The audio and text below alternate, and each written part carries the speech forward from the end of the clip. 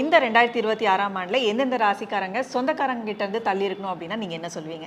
இந்த மகர ராசிக்காரங்க இந்த 2026ல் கிட்டத்தட்ட நல்லா முடிவு எடுத்துக்கோங்க.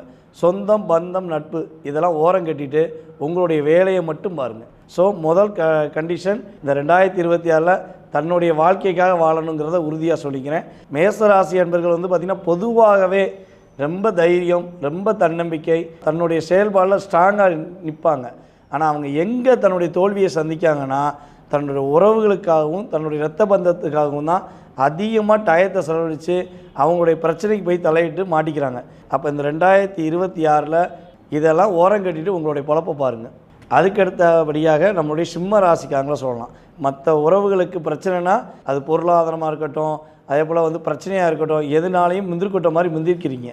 ஸோ தயவுசெய்து இந்த 2026ல் யாரோடைய பிரச்சனைகளையோ தலையிடாமல் இருக்கிறது ரொம்ப ரொம்ப நல்லது.